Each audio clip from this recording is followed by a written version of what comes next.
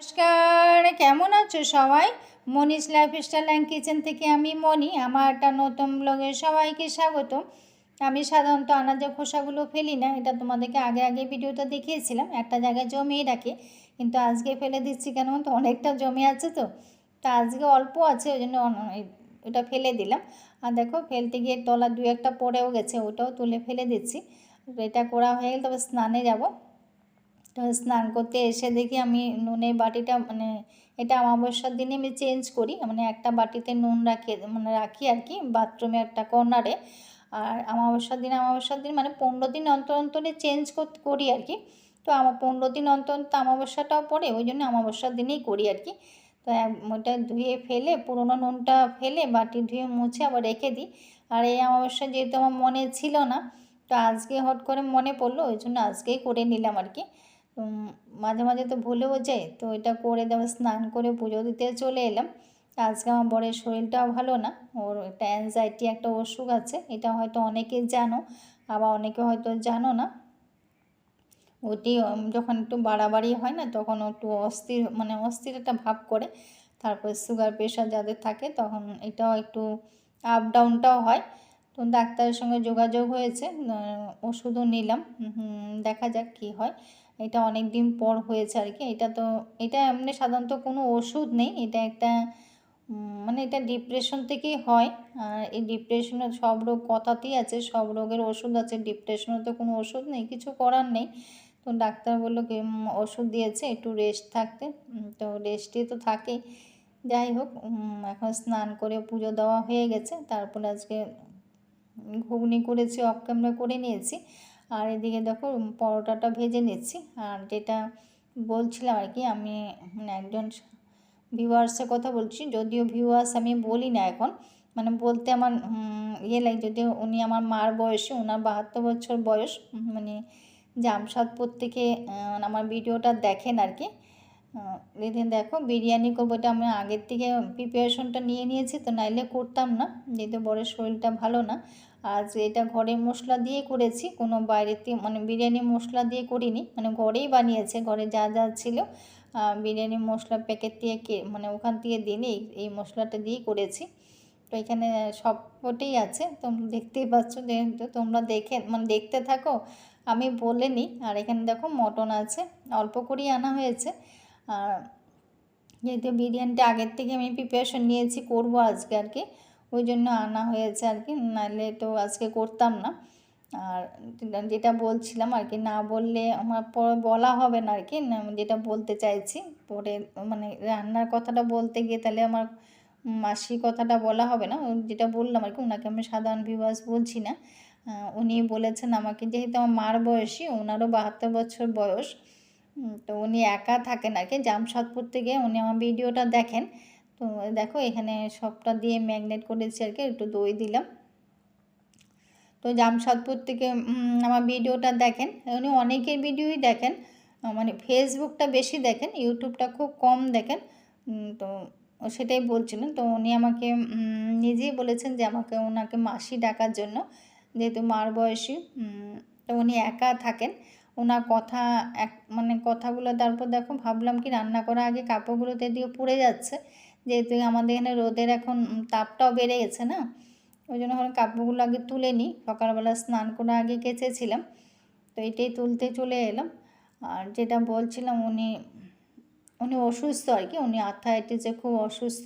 তো ওনার কথাটা শুনলে না সত্যি, তখন আমার যখন শুনেছি, তোমাদেরও হয়তো খুব খারাপ লাগবে, গায়ে কাঁটা দিয়ে উঠেছিল তখনও আমার, বলতেও আমার খারাপই লাগছে। তো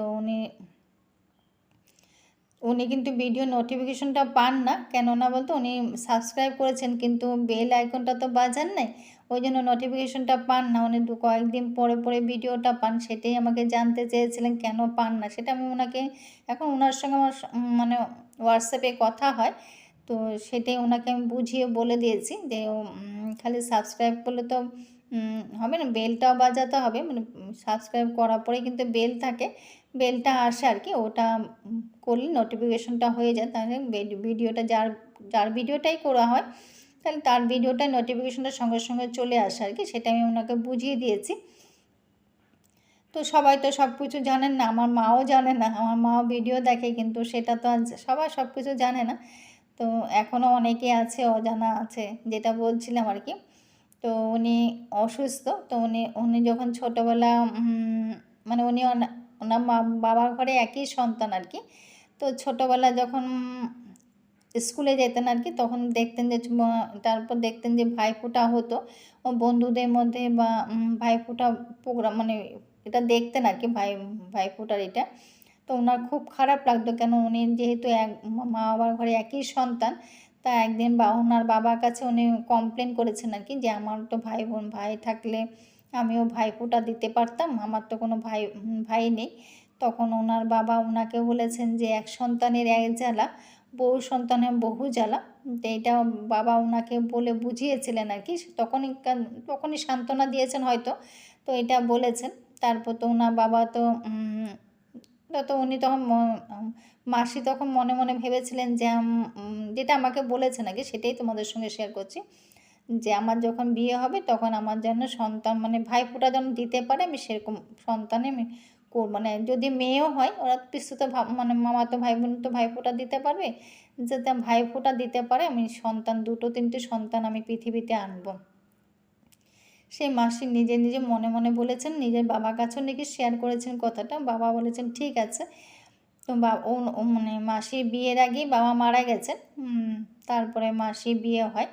এমন দেখো মানে আমার শুনে এত খারাপ লেগেছে কথাটা। আমার ভাগ্যটা শুনো, আমার কিন্তু সন্তানই নেই।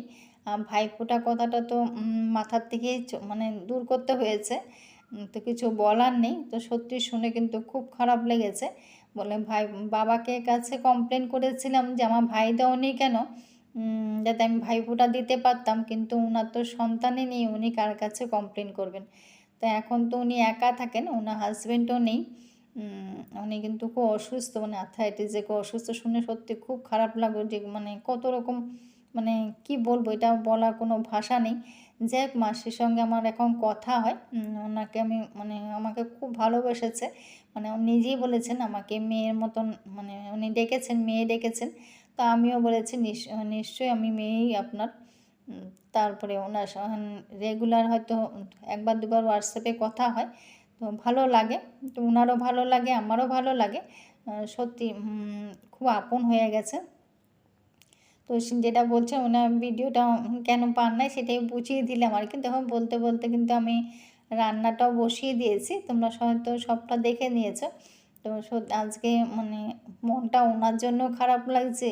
তো উনি সকালবেলাও কথা হয়েছিল যে ভিডিও কবে দেবো আর কি, সেটাই বলছিল যে এত দেরিতে কেন দিই, প্রতিদিন কেন ভিডিও দিই না, সেটাও উনি মানে বলতে চাইছিলেন কি, সেটাও বলছিলেন। আমি তখন কিছু বলিনি। যাই হোক, আজকে মানে বড়োরও শরীরটা ভালো না, সব মিলে যেন মানে একেবারে মনটাও ভালো না। আর কিছু মানে ওনাকেও সান্ত্বনা দেওয়ার মতো কিছু নেই।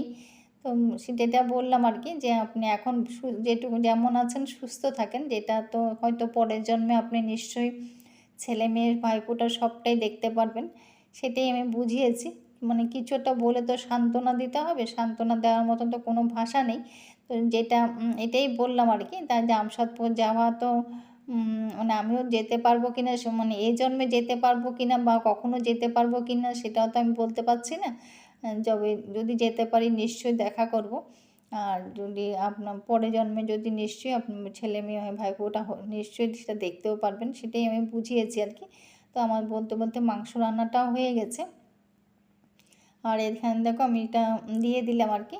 তো অল্প করে করেছি, মানে একবেলার জন্য, একবেলা দুবেলায় হয়ে গেছে, অল্প অল্প খেয়েছি, একবেলার না, দুবেলাই খেয়েছি আমরা সবাই। যেটা বলছি মানে ওনার মাসির কথা বলতে গিয়ে কিন্তু আমার সবটা গুলিয়েও যাচ্ছে। সত্যি খুব খারাপ লেগেছে শুনে। হয়তো আমার মতন সবারই এরকম খুব খারাপ, মানে সবাই শুনলে হয়তো সবারই খুব খারাপ লাগবে, যে আমার এটা মানে এই কথাটাও খুব কানে বাজে, যে ওনার বাবা বলেছিলেন যে এক সন্তানের এক জ্বালা, বহু সন্তানের বহু জ্বালা। আর মানে উনি তো সন্তানের মুখে দেখতে পাননি, সেটা কিন্তু বিশাল মানে আমার খুব মানে খুব মনে লেগেছে। মানে এটা যে ভগবানের যে কি মানে কি বলবো, ভাষা মানে কিছু আসছে না আমার, মানে এখন কিছু বলতেও পারছি না। যাই হোক, ওনার কথাটা আমি একটু শেয়ার করার আমার ইচ্ছে ছিল, তা আমি নিজে ওনাকে জিজ্ঞাসা করেছি যে আমি সবার মাধ্যমে কথাটা বলবো কি না। তো বললো হ্যাঁ নিশ্চয়ই বলবে, না এটা তো কোনো না, তো নিশ্চয়ই বলো, তাহলে সবাই জানবে। যে অনেকে হয়তো নোটিফিকেশনের কথাটাও উনি বললেন যে অনেকে হয়তো জানবে না, মানে জানে না আর কি, তাহলে এটাও হয়তো জানতে পারছে না। অনেকে বলে, আমি হয়তো বলি না, কিন্তু অনেকে বলে। একটু ঠিকই বলে দেওয়াটাও উচিত, অনেকে তো জানে না নোটিফিকেশনটা যে অন করতে হয়, এটা কথাটা সত্যি। আর আমি তো বলি না। তারপর দেখো এদিকে আমি সবটা দিয়ে দিয়েছি, আর এদিকে যে মাংস মানে কষিয়েছিলাম যে নিচে দিয়েটা, সেটাও দিয়ে দিলাম আর কি। বিরিয়ানি মধ্যে আজকে রান্না কোনো আমার তালও নেই, এটা আগের থেকে আমি প্রিপারেশনটা নেওয়াতে করতে হয়েছে, মানে করেছি আর কি। নাইলে হয়তো আজকে করতামই না, আগের থেকে সবটা প্রিপারেশন করা হয়ে গেছিলো, ওই জন্য করা আর কি। তো দেখো সবটা করে তারপর দিয়ে বেরেস্তাগুলো দিয়ে মানে যত শর্টকাটে হয় শর্টকাটেই করেছি, তো ওই জন্য ওইটা করেও নিয়েছি। তা আজকে মানে বড়োরও মানে এটাও বলবো ভেবেছিলাম, সেই জন্য আজকে মনটাও ভালো নেই। তারপরে মাসির জন্যও খারাপ লাগছে। আর কদিন ধরে ওনার জন্য খুব মানে ওনার সঙ্গে কথা বললে খুব খারাপ, মানে এত করুণভাবে কথা বলে না, সত্যি খুব খারাপ লাগে। ওনার শরীরেও খুব মানে শরীরটাও ভালো থাকে না, খুব কষ্ট পান ব্যথা বেদনায়, সুগার প্রেশারও আছে। তো সব মিলে আর কি। তো কিন্তু দেখার লোক আছে, মানে অসুবিধা হয় না, ডাক্তার কবিরাজের কোনো অসুবিধা, ট্রিটমেন্টের কোনো অভাব নেই, সবটাই ঠিক আছে। তারপর দেখো বলতে বলতে আমার বিরিয়ানিও হয়েও গেছে, তো আমাদের খাওয়া দাওয়া কমপ্লিটও হয়ে গেছে। তো খাওয়া দাওয়া করে সন্ধ্যার সময় চলে এলাম আজকে ঠাকুর মানে সন্ধ্যা দিতে। তো উপরে সন্ধ্যা দিয়ে এসে দিয়ে নিচে এসে বাতি জ্বালিয়েছে আর কি, আগে উপরটা দিয়ে তারপর নিচে আসি বাতিটা জ্বালাতে। উপরে এটা ধূনা টুনা দেখিয়ে তারপরে নিচে তুলসী মঞ্চে বাতিটা জ্বালে, এইভাবে প্রতিদিনই করি।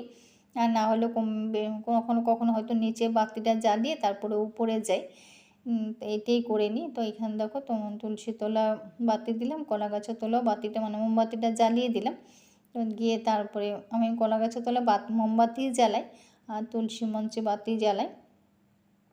আজকে যেহেতু বরের জন্মদিন, তো ওই জন্য আজকে বিরিয়ানিটা করলাম আর কি। তো অনেক কিছু মানে ছিল, কিন্তু তেমন শরীরটা ভালো না দেখে তেমন কিছু করলাম না।